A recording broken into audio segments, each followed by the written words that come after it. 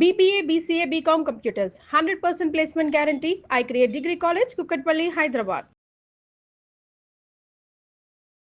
एकदन्ताय वक्रतुण्डाय गौरीतनयाय धीमहि गजेशानाय भालचन्द्राय श्रीगणेशाय धीमहि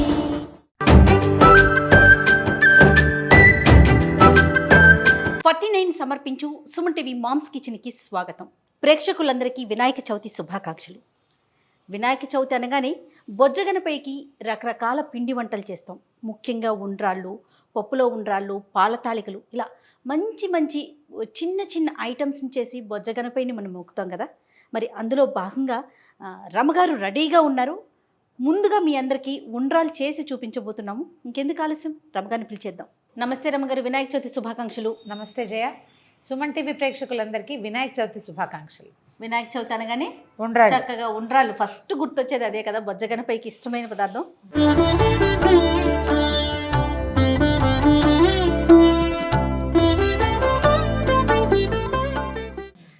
అయితే ఉండ్రాయి చెప్పండి.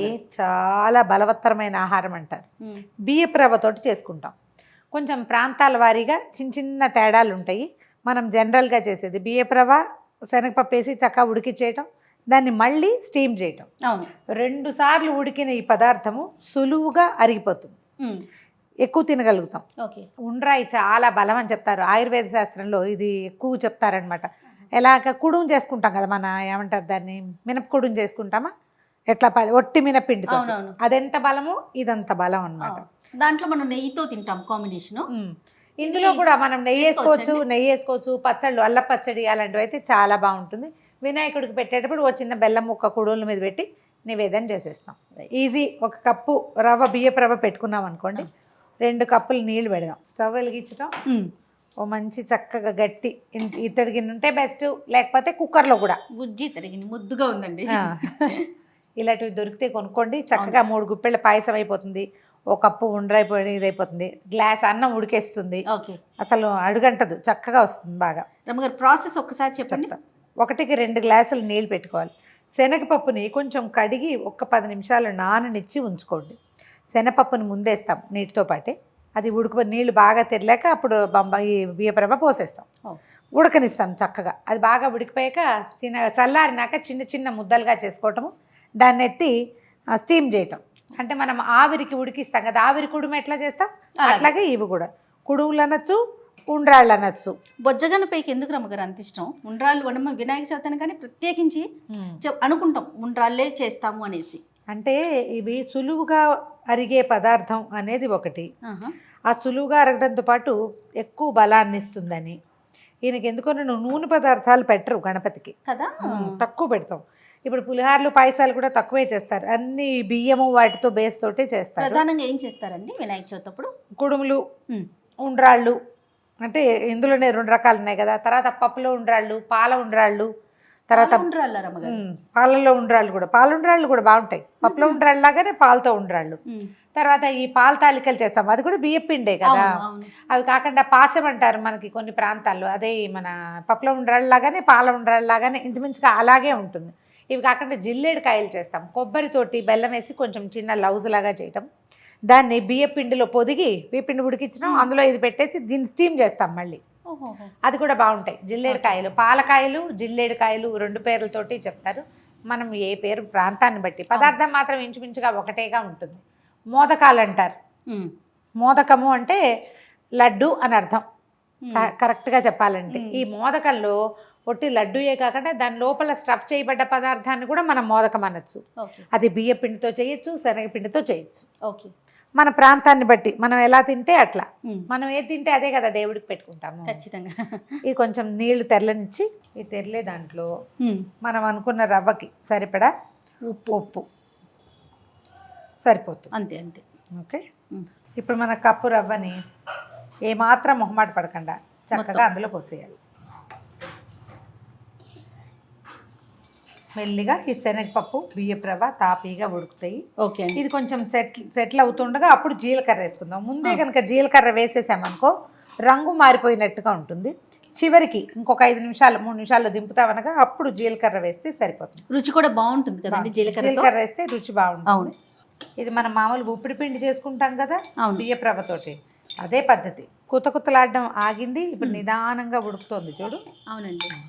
ఇలాంటి స్టేజ్లో ఏం కంగారేం లేదు, మనకు కావాల్సిన జీలకర్ర వేసేయటం. వాసన అన్నానికి పడుతుంది బాగా. ఓకే. మళ్ళీ ఓసారి కలిపి దగ్గర పడిపోయింది చూడు. అవునవును. ఇది తాపీగా ఉడికి టైట్గా అవ్వాలన్నమాట. ఒక 5 నిమిషాలు దీన్ని తాపీగా, అంటే రవ్వలో లోపల పచ్చి ఉంటుంది కదా, అది మొత్తం పలుకంతా పోయేటట్టు సిమ్లో పెట్టడం, మూత పెట్టి వదిలేయటం. ఓకే అండి. బాగా చక్కగా అయిపోయింది రమ్మగారు. ఇది రవ్వ మనము షాప్ నుంచి తెచ్చుకుంటే చాలా హాయిగా అవుతుంది. మనం ఇంట్లో పట్టామనుకో కొంచెం పిండి రవ్వగా ఉంటుంది. అయ్యో అయిపోయింది చూడు, ఇలా కరెక్ట్గా ఉడుకుతుంది, మెత్తగా కూడా ఉంది చూడు. అన్నంలో రవ్వలో పలుకుందా లేదా ఒక్కసారి పరిశీలించుకోండి, కనిపిస్తుంది చూడు, క్లియర్గా ఉంది కదా. అవునండి. ఒకవేళ రవ్వలో పలుకుంది అనుకో, లోపల రవ్వలో తెలుపు కనిపిస్తుంది. తెలుపు లేదు, ట్రాన్స్లూసెంట్గా ఉంది కదా. అవును. ఇప్పుడు తీసేయాలి. కొంచెం గోరువెచ్చగా ఉండగానే ఉండాలి. దీన్ని ఒక 5 నిమిషాల పాటు మూత పెట్టి పక్కన పెట్టడం. తర్వాత ఒక ప్లేట్లోకి దీన్ని తీసేసుకుంటే, ప్లేట్లోకి తీసి పెట్టామనుకో ఆరిపోతుంది. చకచకా తడిచే చేసుకుని ఉండలు చుట్టేసేయటమే అనమాట. చల్లారిద్దాం, స్టవ్ ఆపేసేద్దాం, ఒక 5 నిమిషాలు చల్లారనిద్దాం. మీరేం చేస్తారు అమ్మగారు వినాయక చవితికి? ఏమేమి నైవేద్యాలు పెడతారు? ఒకటి ఉండ్రాళ్ళు, రెండోది జిల్లేడికాయలు, తర్వాత ఏమో మన పప్పులో ఉండ్రాళ్ళు, అవి చేస్తాను. ఈ జిల్లేడికాయలు అంటే మనం పాల తాలికలు మీరు చేస్తారు కదా, కొంచెం నేను పాల తాలికలు చేయడం తక్కువే, అలవాటు తక్కువ. ఏదైనా ఎవరింట్లో మామూలుగా కింద వినాయకుడిని పెట్టినప్పుడు పాశమని వాళ్ళు చేసి పట్టుకొచ్చారు, బాగుంది, ఇంట్రెస్టింగ్గా, రుచి నచ్చింది నాకు. కానీ మా పద్ధతిలో ఇళ్లలో చెయ్యరు కదా, అంచేత చేయటం లేదంతే. రుచి బాగుంటుంది, చేద్దాం అది కూడా తప్పకుండా అండి. దీన్ని ఒక పళ్ళెంలోకి తీద్దాం, ఈ పళ్ళెంలోకే తీసేస్తాం.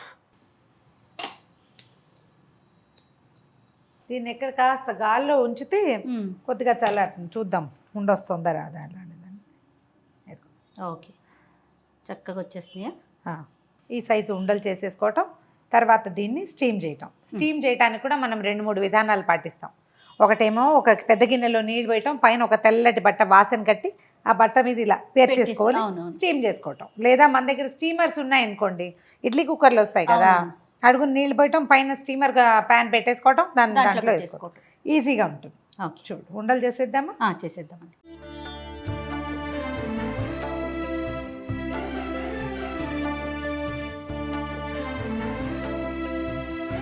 ఎంతసేపు స్టీమ్ చేయాలి రమ్మగారు? ఇది ఒక 7 నుంచి 10 నిమిషాల లోపు. ఇడ్లీ లాగానే చేయండి. ఇది ఆల్రెడీ కుక్డ్. అవునవును. స్టీమ్ చేయటం వల్ల ఇంకా ఇది మృదువుగా మారుతుందన్న. ఓకే, స్మూత్ అవుతుంది.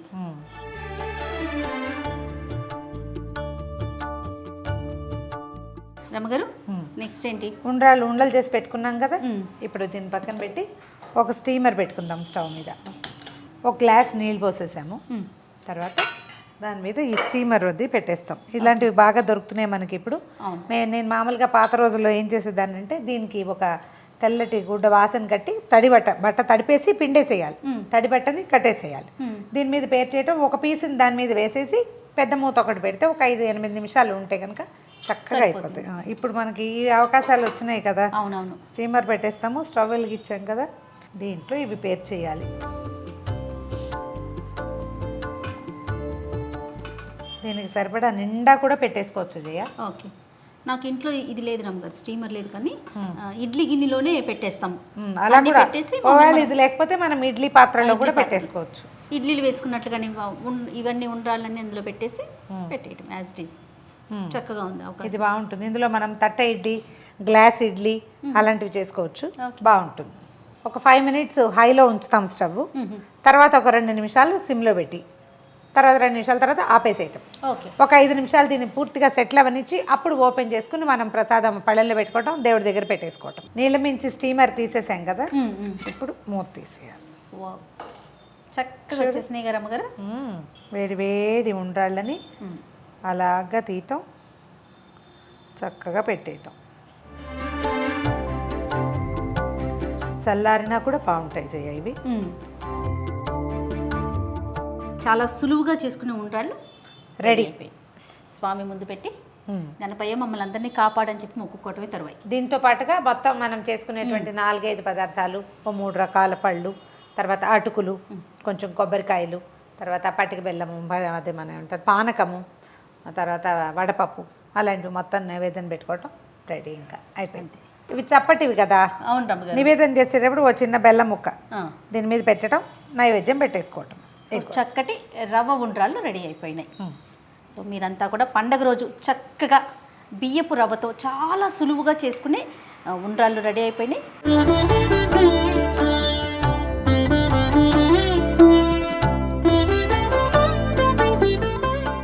దీని మీద పెట్టి నివేదన పెట్టేసుకోవటం. చక్కటి బీపీ రవ్వ ఉండ్రాళ్ళు రెడీ అయిపోయినాయి. సో రెసిపీ కూడా మీ అందరికీ అర్థమైపోయింది కదా. తప్పకుండా తయారు చేసి స్వామి ముందు వీటితో పాటు మరికొన్ని నైవేద్యాలు మీ ఇష్టానుసారం తయారు చేసుకొని స్వామి ముందు పెట్టి ఒక నమస్కారం పెట్టేసుకుందాం.